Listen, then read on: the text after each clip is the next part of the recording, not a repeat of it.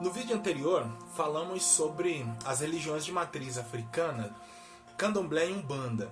E nesse segundo vídeo, tenho como proposta falar sobre a intolerância religiosa que judeus já sofreram e sofrem aqui no nosso país. Só que antes de falarmos do momento atual, será necessário voltarmos um pouco na história. No século XV, no final do século XV, o rei da Espanha colocou como condição ao então rei de Portugal, Dom Manuel I, para que se casasse com a sua filha, expulsar de suas terras todos os judeus. Ele então assina um decreto expulsando todos os judeus de Portugal, porém ele dá algumas opções. Ou esses judeus iriam para o exílio, ou então poderiam ir à Espanha, onde seriam feitos cristãos. Os seus filhos de 14 anos para baixo já foram retirados à força e enviados para serem feitos cristãos na Espanha.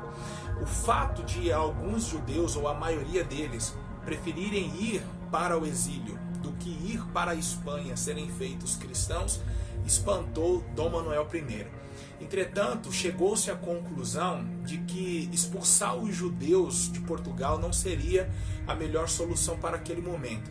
Uma vez que esses judeus faziam parte da classe média, este êxodo faria com que formasse ou nascesse uma grande crise econômica em Portugal. Então eles foram obrigados a ficar e, mais do que isso, foram obrigados a se tornarem cristãos.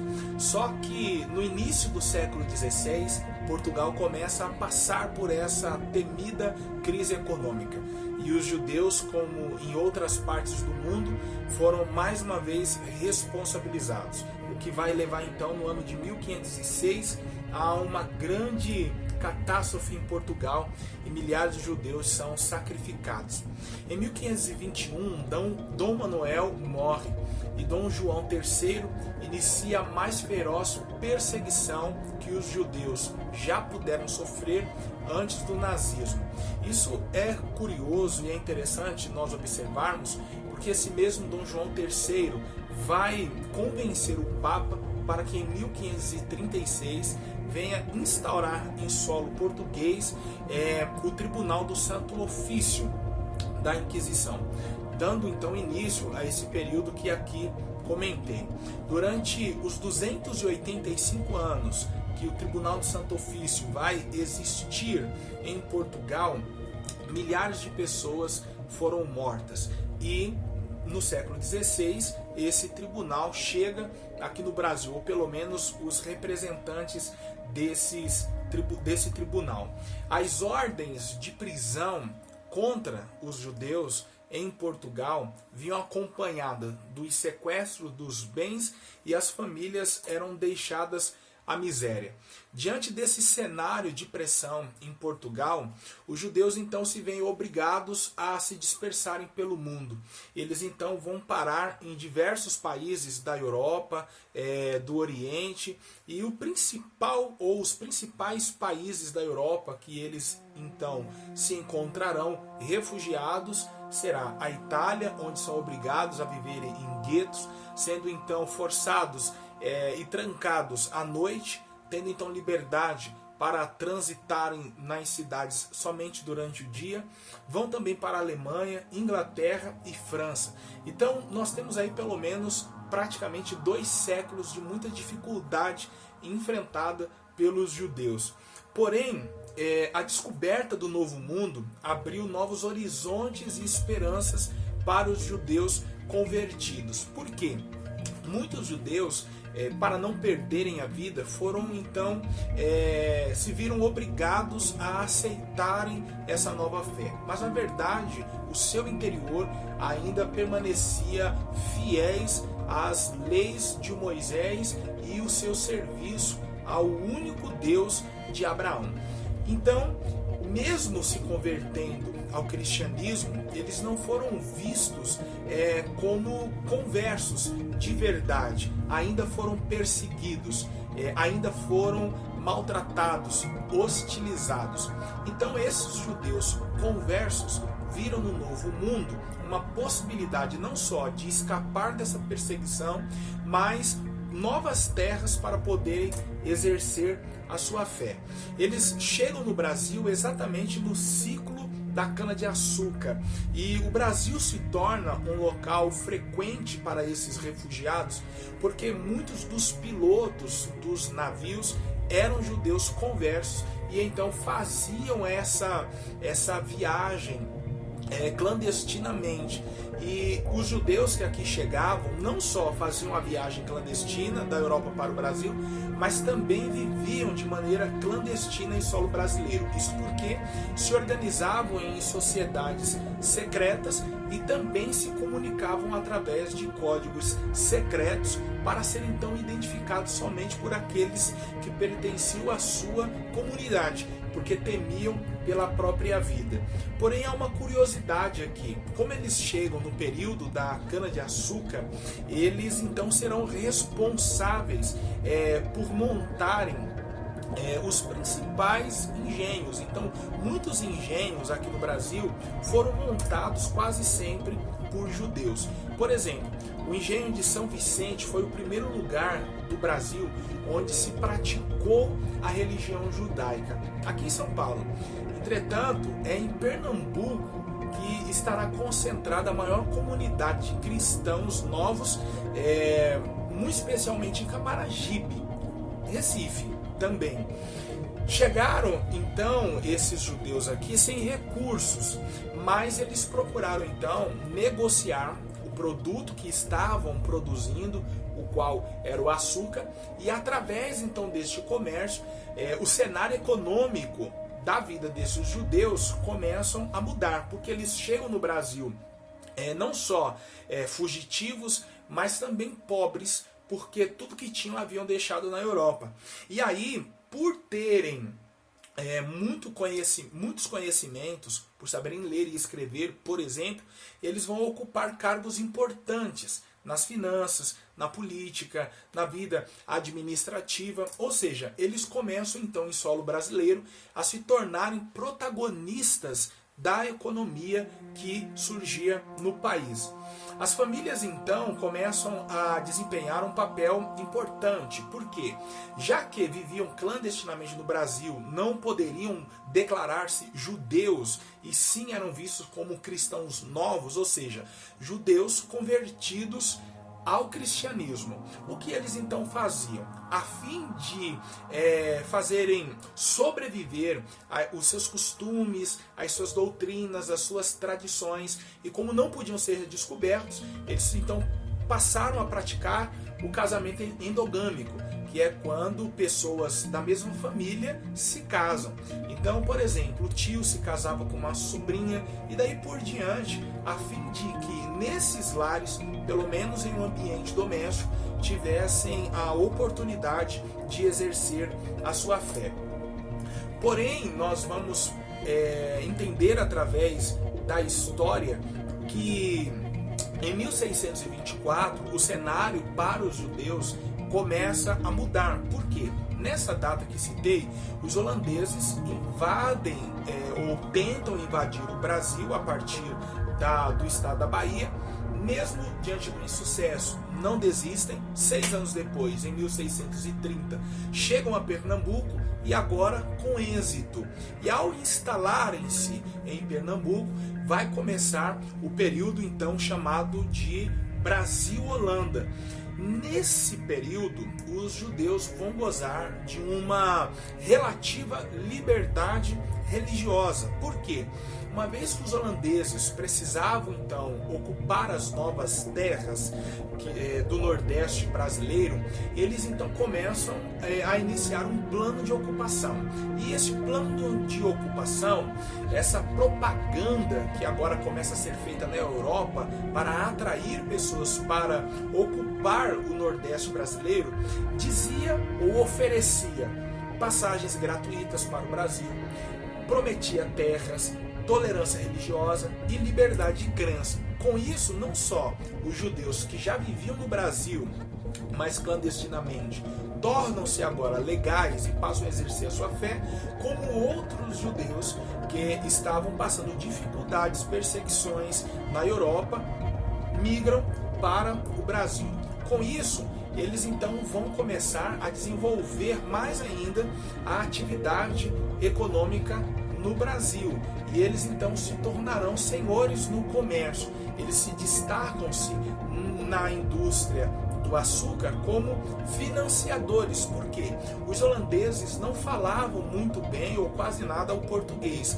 E como os judeus de Amsterdã, que vieram para o Brasil, eram portugueses e conheciam muito bem a língua, eles então vão fazer essa intermediação e eles então vão se tornar importantes no comércio do açúcar entre Brasil e Holanda. Eles não só foram importantes no comércio, mas eles também foram médicos, boticários, juristas, entre outros profissionais. Mas é claro que nem tudo são flores. Isso quer dizer que mesmo no período do Brasil-Holanda, eles passaram por dificuldades, porque eles foram vítimas de antissemitismo, tanto do lado calvinista, ou seja, foram perseguidos por protestantes que gozavam dessa mesma liberdade religiosa que os holandeses concederam, como também foram perseguidos pelos cristãos velhos. Observe os termos. Um cristão novo era um judeu que foi forçado a se tornar cristão. Um converso era um judeu que se tornou cristão, ele não foi forçado. E um cristão velho era aquele que não era judeu, ou seja, tornou-se cristão, mas não tinha descendentes ou não tinha ascendência judaica. Tudo vai começar também a se tornar difícil para os judeus aqui no Brasil com o retorno de Nassau para a Holanda. Os novos administradores aumentam impostos cobrados aos judeus e cortam verbas para novos financiamentos. Então, aquilo que vinha muito bem no que tange ao comércio, agora com a falta do dinheiro, começa a se tornar difícil. Diante dos conflitos entre holandeses e portugueses, a coisa vai começar a se tornar mais difícil porque muitas mortes começam a acontecer dos dois lados e entre essas mortes, muitos judeus. Até que portugueses e holandeses entram em um acordo para que os holandeses deixassem o Brasil e junto com eles os judeus. Bom, com a retomada do território por parte dos portugueses, quando eles chegam no Nordeste do Brasil, os judeus que até então estavam presentes começam a temer por suas vidas. Por quê? Com a chegada dos portugueses e a retomada do território, é então iniciado mais uma vez o processo do Tribunal do Santo Ofício. Porque no Brasil não encontrei, pelo menos na minha pesquisa, pessoas que morreram em virtude das decisões desse tribunal em solo brasileiro, mas elas eram aqui capturadas e enviadas para Lisboa e lá eram julgadas e mortas. Então os judeus, eles temem por suas vidas, eles temem serem capturados, serem separados dos seus e mortos então em Portugal.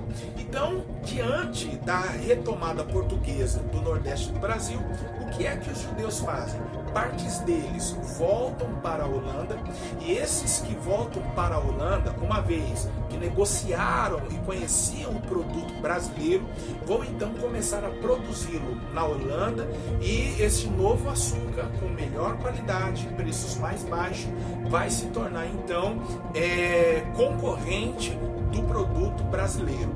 A outra parte que não foi ou voltou para a Holanda resolveu então, a bordo do navio Valk, aportar em uma colônia holandesa na América do Norte, que se chamava Nova Amsterdã.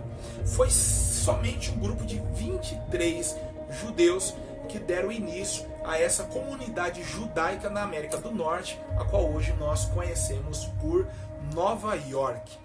No Brasil, nós temos hoje relatos de antissemitismo. Eu trouxe a você esses relatos porque os judeus eles foram importantes para a construção do nosso país. Eles participaram ativamente do que hoje é o Brasil. Então, acredito que este seja também o lugar dos judeus. E ainda hoje, muitos deles sofrem intolerância religiosa. Vou lhe trazer alguns dados. Em dezembro de 2019, um pecuarista do interior de Minas Gerais foi a um bar ostentando uma braçadeira com a suástica nazista.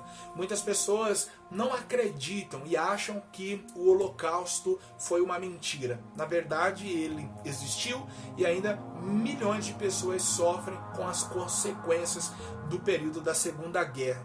Em fevereiro de 2020, um episódio de violência ocorreu em Jaguariúna, no interior paulista. Um homem identificado como judeu e vestindo o quipá sobre a cabeça foi agredido por 3 pessoas. E enquanto esses homens agrediam esse judeu, proferiam para ele: Hitler deveria ter matado mais judeus. O único erro de Hitler foi não ter matado mais gente.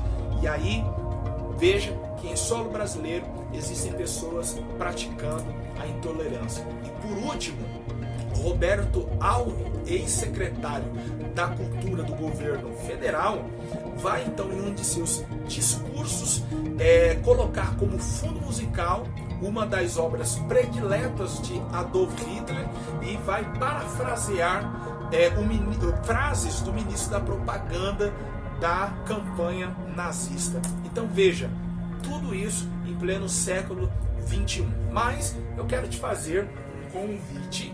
Eu ainda não fui a Pernambuco, mas um dia como historiador ou turista desejo ir, e eu quero lhe trazer algumas coisas que esta cidade, que por um período, verdade, curto, mas importante para a nossa história, recepcionou os judeus fugitivos da Europa, ainda hoje se torna um bom lugar para visitação. Em 1992 foi fundado o Arquivo Histórico Judaico de Pernambuco. Em 1994, a Associação para a Restauração da Memória Judaica das Américas. No ano de 2000, o edifício onde funcionou aquela primeira sinagoga que aqui citei foi então tombada pelo Instituto do Patrimônio Histórico e Artístico Nacional. Em 18 de março de 2002, ela foi reinaugurada. Sobre as suas ruínas foi criado um museu que visa documentar a história da vida judaica no Brasil. E 18 de março foi escolhido para ser o Dia Nacional da Imigração Judaica. Bom, eu não sou judeu, certamente dá para perceber pelo tom da minha pele, e também não sou judaizante ou praticante da religião judaica, mas eu e a minha família nutrimos uma grande admiração por este povo. Eu estou aqui com o meu quipá. Quero encerrar este vídeo para o projeto Integrador com ele sobre a minha cabeça, um ato de resistência e contra a intolerância religiosa.